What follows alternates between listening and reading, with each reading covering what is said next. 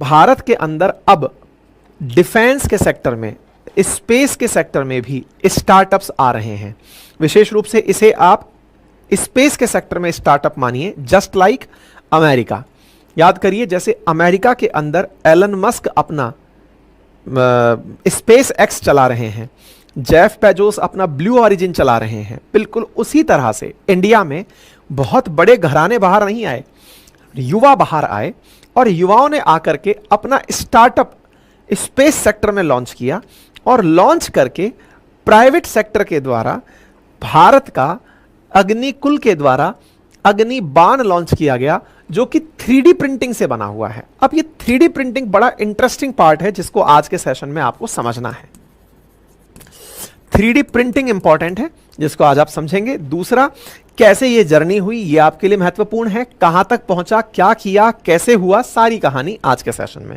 Session को साथियों से साझा कर दीजिए, जल्दी से आगे बढ़ते हैं। एक बात और मैं आपको बता देता हूं, इसमें एक बहुत अच्छी बात क्या हुई है, जैसे अमेरिका में होता है ना, अमेरिका में क्या होता है कि प्राइवेट कंपनियां बड़े बड़े इंस्टीट्यूट्स के साथ मिलकर के रिसर्च करती हैं।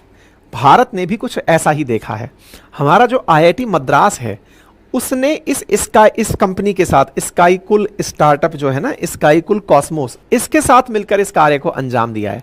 यानी टेक्नोलॉजिकली हमारा IIT जो है वो इसमें एक सहायक की भूमिका निभाया है, इसरो इसमें एक सहायक की भूमिका निभाया है और मिलकर के एक स्टार्टअप से कहा है कि आप चलिए लॉन्च करिए। ठीक है, तो ये अपने आप में एक बहुत अच्छी खबर है। ये उड़ता हुआ रॉकेट है एक प्राइवेट कंपनी का। खासियत ये है क्योंकि इसमें 3D प्रिंटिंग से रॉकेट का इंजन बना है। अब ये इंजन क्या होता है, तो देखो पहले तो आप ये समझ लीजिए, जहां से ये लॉन्च हो रहा है ये है श्रीहरिकोटा के अंदर Agnikul launch pad. Agnikul launch pad, Agnikul launch pad से इसे लॉन्च किया गया है। ठीक है, नाम क्या रखा गया है, अग्नि बाण रखा गया है। कहां से लॉन्च हुआ है, श्रीहरिकोटा से हुआ है। आपके दिमाग में आएगा सर श्रीहरिकोटा से तो हमारे और भी रॉकेट लॉन्च होते हैं, यहां से ये कैसे हुआ। तो साथियों, इसरो ने प्राइवेट कंपनीज के लिए, स्टार्टअप्स के लिए एक और जगह निकाल कर दी है समुद्र के किनारे, कि आप लोग यहां से रॉकेट लॉन्च कर लीजिएगा। और तो और इसरो ने इन्हें वो टेक्नोलॉजी भी दी है कि अगर आपने अपना रॉकेट चलाया मान लीजिए और चलाकर गलती से ये किसी के ऊपर गिर गया, तो उदाहरण के लिए समझो, आपने रॉकेट चलाया, अपन जब दिवाली पे रॉकेट चलाते हैं सोचते हैं ऊपर जाएगा, लेकिन वो पलटी मार करके किसी के घर में घुस जाए तो आग लगा दे। अब सोच के देखो, ऐसे इन्होंने नया नया बनाया, सही से उठा, उठ करके दिशा बदल गया तो क्या कर लोगे, कहीं आग लग गई तो क्या कर लोगे। तो इसरो ने इसके लिए सेल्फ डिस्ट्रक्शन टेक्निक बनाई हुई है। अर्थात अगर कोई भी रॉकेट अपनी दिशा बदलता है, तत्काल प्रभाव से एक हमारे पास सिस्टम है कि अपने आप खत्म हो जाएगी, आत्मघाती हमला कर लेगी, खुद पर ही खत्म होकर के खत्म हो जाएगी। तो सेल्फ डिस्ट्रक्शन तकनीक भी इसरो ने इस कंपनी को अपनी तरफ से दी है कि आप उड़ाइए, अगर गलती से कहीं दिशा में गया तो रास्ते में खत्म कर देना। ठीक है, तो ये कारनामा करके दिखाया, और करके दिखाया धनुष लॉन्च पैड से। अब इंटरेस्टिंग बात देखिए, जहां से रॉकेट को लॉन्च किया जाता है वो लॉन्च पैड होता है। इस कंपनी ने एक पोर्टेबल लॉन्च पैड बनाया है। पोर्टेबल लॉन्च पैड का मतलब है कि ट्रक पर रखा और उठा करके जाकर लॉन्च कराए, फिर ट्रक को लेकर वापस आ गए। यानी कि ट्रक पर ही रख करके गया था रॉकेट, वहां पर खड़ा किया। जैसे बोरवेल मशीन अगर आपने देखी हो कभी, बोर करने की जो मशीन जाती हैं, मशीनें कैसे जाती हैं, ट्रक पर रखी हुई जाती हैं, वहां जाकर के फिर उसको खड़ा कर देते हैं और वो जमीन के नीचे बोर कर रहा होता है। ऐसे ही इन्होंने ट्रक पर रख करके अपना रॉकेट भेजा, वहां जाकर के वो खड़ा हुआ, नाम उसका धनुष रखा। वर्टिकल लिफ्टिंग है, ठीक वहीं जैसे धनुष से अपन बाण चलाते हैं ना, इस प्रकार से। तो धनुष से सही मायने में अग्निबाण चला है, धनुष से सही मायने में अग्निबाण चला है।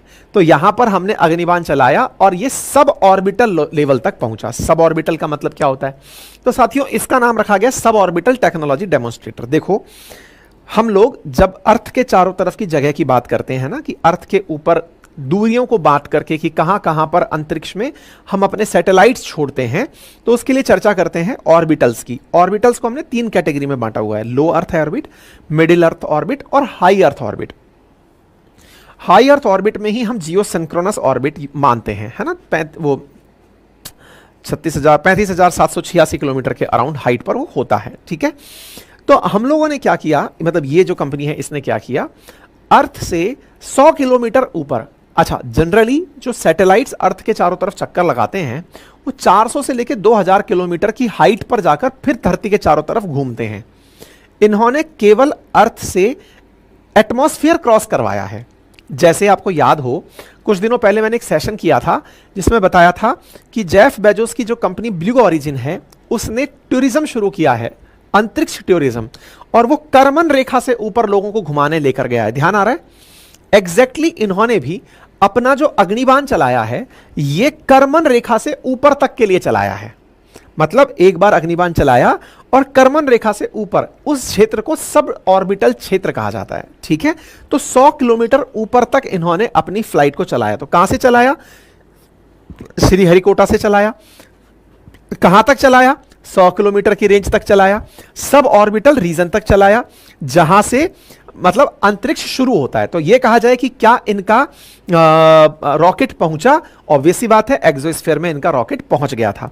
मैंने इस पर ऑलरेडी एक सेशन किया था ना कि ऑर्बिट्स कहां कहां होती हैं, तो मैंने इसको समझाने के लिए आपको पहले भी एक जानकारी दी हुई है। ठीक है साहब।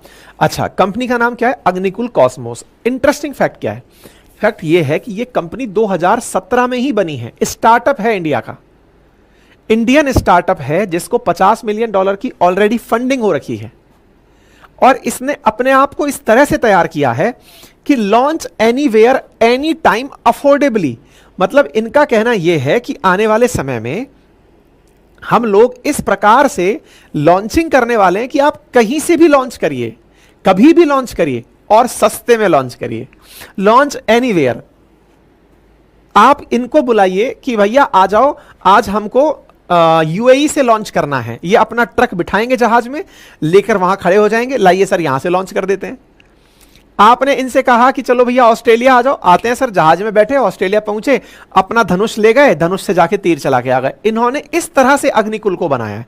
विजन देखो आप, नए लड़कों का विजन देखो, कितना गजब तरीके से इन्होंने दिमाग लगाया है कि पोर्टेबल तो लॉन्च पैड बनाया है, कहीं से भी ले जाओ। दूसरा, टेक्नोलॉजी का उपयोग करके 3D इंजन बनाया है। अब ये 3D इंजन क्या होता है? देखो ऐसे समझो, अगर मान लो मैं आपसे ये कहूं कि ये मोबाइल कैसे बना होगा, एक बार के लिए हम लोग विचार करें कि ये मोबाइल कैसे बना होगा, तो इसका तरीका क्या है कि भाई इसकी कहीं ना कहीं पहले स्क्रीन बनी होगी, स्क्रीन बनी होगी, फिर स्क्रीन बनने के बाद क्या हुआ होगा, इसके स्क्रीन के अंदर के जो कलपुर्जे हैं वो बने होंगे, फिर इसका केस बना होगा, फिर इसके अंदर के जो रिंच पाने लगे हुए हैं वो बने होंगे, फिर इसका कहीं कैमरा बना होगा, फिर सोचो इसका कहीं और बैटरी बना होगा, फिर इन सबको कसा गया होगा। तो एक तरह से ये समझकर देखिए कि एक मोबाइल को बनने में कितने सारे छोटे छोटे छोटे छोटे छोटे छोटे पार्ट्स लगे हैं, तब जाकर एक मोबाइल का निर्माण हुआ है। मानते हो इस बात को? अच्छा, अब मोबाइल का निर्माण जब छोटे छोटे पार्ट्स लगकर हुआ है तो एक बड़ा सवाल फिर दिमाग में बनता है, क्या कि अच्छा पार्ट्स लगकर बना है, तो अगर कोई ऐसी मशीन होती जो इनको पार्ट्स के माध्यम से ना बनाती, एक बार ही सांचे में डालती और बन जाता। सांचे में डालती और बन जाता मतलब? अच्छा, आपने कभी अपने घर में रखे हुए पॉट्स देखे हैं? सजावटी जो सामान रखे होते हैं, सजावटी जो गमले रखे हुए होते हैं, वो सांचे में ढल के बनकर आते हैं, मिट्टी के ढांचे सांचे में ढलकर। अपने जो बर्तन हैं उन बर्तनों को कभी देखिएगा, घर में जो बर्तन बने हुए हैं वो कैसे बने हुए हैं, वो किसी सांचे में ढालकर बनाए गए हैं, अर्थात उनमें कोई जॉइंट नहीं है।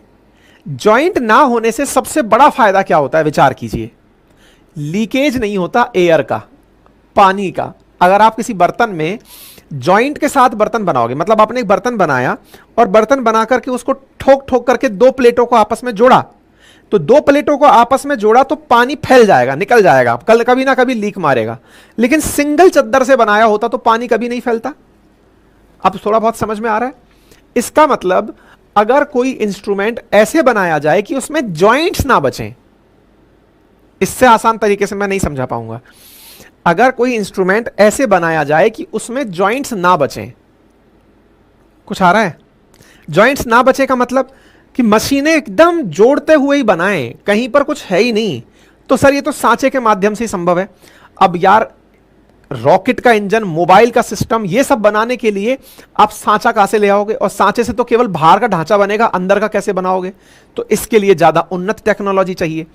तो इन लोगों ने रॉकेट का इंजन बनाने के लिए एक ऐसी मशीन बना ली जिसमें आप कमांड डालिए, उधर से वो इंजन बना के दे देगी। समझिए, जैसे अगर आपको मान लीजिए मेरी ये किताब है, अब इस किताब को आपको प्रिंट करना है, तो प्रिंट करने के लिए आप क्या करेंगे, प्रिंटर पर जाएंगे, प्रिंट कमांड डालेंगे, प्रिंट कमांड डालेंगे तो वो इसको प्रिंट के रूप में जेरॉक्स करके बाहर निकाल देगी। या फिर आपने कोई कंटेंट लिखकर डाला हुआ है, उसको प्रिंट डाला, वो निकाल दिया। अब आप उससे ये कह रहे हो कि सुनो भाई, मुझे नहीं पता, ये कागज डाल दिए मैंने, कच्चा माल डाल दिया, हटाओ, कच्चा माल डाल दिया, इधर मैंने सारी चीजें कवर ववर सब रख के डाल दी, इधर कमांड डाल रहा हूं कि मुझे किताब चाहिए, टक टक टक टक टक बटन दाबे, और उधर से देखा तो ये किताब बनकर बाहर आने लग रही है। क्या मेरी बात समझ रहे हैं? इसे हम 3D प्रिंटिंग कहते हैं। प्रिंटिंग का एक आयाम जिसमें त्रिविमीय चीजें बन के आ रही हैं। जो मजाक लगता था वो इन्होंने करके दिखा दिया है। रॉकेट का इंजन 3D बना दिया है भाई, 3D से बना दिया है। इंजन तो 3D ही होता है, 3D प्रिंटिंग से बना दिया है, मतलब बिना जॉइंट का इंजन बना दिया है। अब आप पूछेंगे फायदा क्या हुआ, मतलब ठीक है फालतू की बकवास है ये। फायदा, जहां आपको इन सब चीजों को जुगाड़ने के लिए, यहां पर ये बुलेट कसना है, यहां पर ये पाना लगाना है, यहां पर ये कसना है, कुछ छूट गया तो कोई लूज रह गया तो लीक मार जाएगा, लीक का सिस्टम ही खत्म। इन्होंने ऐसा सिस्टम बना दिया कि जो इंजन बनने में 2 से 3 महीने लेता था, इनकी मशीनें 6 दिन में बना देती हैं। है तेज दिमाग। 6 दिन में रॉकेट का इंजन तैयार। अब आप पूछेंगे सर रॉकेट बना रहे हैं कि पटाखे बना रहे हैं? दिवाली पे ऐसा तो नहीं है कि अग्निकुल की तरफ से अग्निबाण चलने लग जाएं? प्लानिंग तो इनकी ऐसी ही है। इनका कहना यह है कि जैसे आज आप कोई खाना मंगाते हो ना, ओला से, स्विगी से, जोमेटो से, खाना कैसे मंगाते हो आप? ऑर्डर किया, खाना घर पर आ गया। ऐसे हम लोग, आपने ऑर्डर किया कि मेरा एक सैटेलाइट अंतरिक्ष में छोड़ दो, बोले लाओ छोड़ देंगे। ऑर्डर करो आप तो बस, एनी टाइम आपने ऑर्डर किया, इसीलिए इनकी लाइन है launch anywhere any time affordably. Any time आप कहिए कि मेरे को अगले 7 दिन में रॉकेट चाहिए, मिल जाएगा सर। ठक ठक ठक, रॉकेट इंजन बना, सेटिंग सेट करी, डाल दो सर, कहां भेजना है। इस तरीके से इन्होंने मशीनें बना ली हैं। प्राउड होना चाहिए आपको। इसमें हमारा इसरो, IIT मद्रास, ये इनके साथ जुड़कर चला, और ये अग्निकुल कॉस्मोस करके जो कंपनी है, इसके फाउंडर हैं श्रीनाथ रविचंद्रन, मोइन SPM, और हेडक्वार्टर है इसका national centre of combustion research and development IIT Madras के अंदर। और इन्होंने यहां से ये स्टार्टअप चलाकर दिखा दिया है जबरदस्त चीज। इसे आप भारतीय टेक्नोलॉजी की जीत मान सकते हैं। इसे आप भारत के लिए एक बहुत बड़ी खुशखबरी मान सकते हैं। हमारे कॉलेजेस में अब तक कहते थे हमारे IITs ने क्या बनाया, दिखा दिया करके। ये आपके सामने लिफ्ट होता हुआ रॉकेट यहां पर दिखाई दे रहा है, किस प्रकार से इनका बनाया हुआ रॉकेट। अब तक हम इसरो के थ्रू ऐसी तस्वीरें देखा करते थे, लेकिन विचार कीजिए कि ये इसरो की तस्वीरें अब हमें प्राइवेट जो हमारे प्लेयर्स हैं उनकी तस्वीरों के रूप में भी देखने को मिल रही हैं। है interesting fact. Agnibaan rocket single stage है, और ये सेमी क्रायोजेनिक इंजन है, अर्थात उतना ठंडा फ्यूल से नहीं चल रहा है जितने पे क्रायोजेनिक चलता है, लेकिन उतने गर्म से भी नहीं चल रहा है जितने से लिक्विड फ्यूल चलता है। तो आगे चल करके ये सेमी फिल्टर उससे चलाया गया। ठीक है साहब। तो इस तरह से, अच्छा अब होता क्या है साहब, रॉकेट में जाता क्या है? रॉकेट के अंदर रॉकेट का एक इंजन होता है। तो रॉकेट का इंजन समझो ऐसे लग गया, जैसे ये रहा रॉकेट का इंजन। गाड़ी में जैसे इंजन होता है ना, ऐसे रॉकेट के अंदर ये तो लग गया इंजन। अच्छा, फिर रॉकेट के अंदर फ्यूल भरा जाता है, फ्यूल हो गया। उसके बिल्कुल टॉप पर पेलोड बांधा जाता है। तो ये पेलोड था, ये देखो, ये तो बांध दिया मैक्सिमम पेलोड। कितना पेलोड ले जा सकता है ये 100 किलोग्राम तक का तो पेलोड अभी ले जा सकता है 700 किलोमीटर की ऊंचाई तक। इससे आप अंदाजा लगाइए। ठीक है, तो इस प्रकार से ये बनाया गया है। और लिफ्ट ऑफ मास कितना है? 14,000 किलोग्राम इसका लिफ्ट ऑफ मास है। तो भाई साहब इतनी बड़ी चीज बना करके प्राइवेट सेक्टर के हमारे स्टार्टअप्स ने बनकर दिखा दिया। ये इनके फाउंडर हैं जिन्होंने अपने द्वारा ये बात करी कि हमने कैसे इस चीज को बनाया है। तो आप इसे देख सकते हैं कि देखो यहां पर कोई जॉइंट नहीं दिख रहा होगा आपको। इन्होंने पूरी तरह से इस काम को बनाया कैसे है? प्रिंटिंग के माध्यम से। ठीक है, तो इन्होंने इस काम को कर कर दिखा दिया है। भारत के अंदर ये अपने आप में एक बड़ी चीज मानी जा रही है। जिस जगह से लॉन्च किया गया है उसका नाम धनुष रखा गया है, अग्निकुल कॉस्मोस कंपनी का नाम है, और भारत के प्रधानमंत्री के द्वारा, आईआईटी मद्रास के द्वारा इन सभी को बधाइयां दी गई हैं। और बाकी तो क्या, कॉन्ग्रेचुलेशंस मिले हैं इसरो सबकी तरफ से। और हमने भी इसके बारे में आपको अपडेट 30 तारीख को कर दिया था। अगेन मैं कहूंगा ट्विटर पर जाकर कनेक्ट कर लेना, अपडेटेड रहेंगे, ठीक है।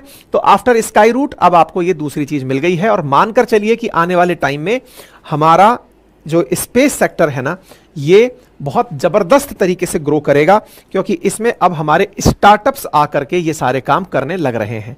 तो स्काई रूट पहला कमर्शियल रॉकेट लॉन्च कर चुका है, जहां एक बार 2020 में 9.6 बिलियन डॉलर का स्पेस मार्केट था, वो बढ़कर के 13 बिलियन 2025 तक पहुंच जाएगा, ये हमारा मानना है। ठीक है साहब, चैनल पर नए हैं तो सब्सक्राइब कर लें, अपने साथियों से जरूर साझा करें। वीडियो में इतने लोग प्रेजेंट थे, लाइक कुछ ही संख्या में है, तो इतना तो कष्ट कर ही सकते हैं। साथियों से जरूर सब्सक्राइब कराएं। साथियों, होता क्या है ना, एक बहुत अच्छी बात बताता हूं मैं आपको। अपने केस में बहुत से लोग जो अपन से बहुत ज़्यादा प्यार करते हैं, वो अपने वीडियोस को अलग अलग प्रकार से कहीं स्पैम करते हैं, कोई रिपोर्ट करता है, कोई डिसलाइक करता है, ताकि हम लोग ग्रो ना हों। हम लोग ग्रो ना हो तो ये आपके समझ में आने वाली बात है कि कौन लोग ऐसे होते हैं जो ऐसा चाहते हैं, जिन्हें हमारी तरीके, हमारा जो विचार, हमारा तरीका ये पसंद नहीं आता। बहुत से लोग होते हैं, हर आदमी से हर आदमी खुश नहीं हो सकता। ऐसी स्थिति में ये आप अपनी नैतिक जिम्मेदारी बना लें, क्योंकि YouTube लाइक डिसलाइक देखता चलता है। तो आप में से जो लोग लाइक को भी समझते हैं कि नहीं, मैं एहसान करूंगा इस आदमी के ऊपर, ठीक है, एक दिन ये गतिविधियां स्वतः ही रुक जाएंगी ऑटोमेटिक। जब हमें भी इस चीज़ का प्रोत्साहन नहीं मिलेगा, मैं 2 घंटे नॉन स्टॉप आपके सामने रोजाना सुबह बोलता हूँ, 8 घंटे कंटेंट बनाने के लिए बैठता हूँ, टीम काम करती है, सब बनकर आता है, इतना पैसा, इतना इन्वेस्टमेंट लगता है, और उसके बाद आपसे अपेक्षा के लिए भी ये रिक्वेस्ट करनी पड़ती है कि यार सब्सक्राइब कर देना, यार लाइक कर देना, यार शेयर कर देना। तो अंदर से ऐसा लगता है कि मैं कह क्यों रहा हूँ, मतलब लिटरली स्पीकिंग। लेकिन ठीक है, हम में हो सकता है इस तरह का भाव आ गया हो कि नहीं साहब, हमसे कहोगे नहीं तब तक हमें याद नहीं रहता। लेकिन आप में इतनी इंसानियत है, ये मुझे ज्ञात है, बस उसे याद दिलाने के लिए मुझे कहना पड़ता है। और उसको इसलिए भी समझकर आप करें क्योंकि आपको ये पता हो कि कोई और आपके इस तरह के ना करने पर अपने तरीके से उस काम को वो दूसरी तरह में ले जा रहा है। क्योंकि दुनिया में आपको भी पता है कि खुश होने वाले लोग कितने होते हैं। ठीक है, चलिए फिलहाल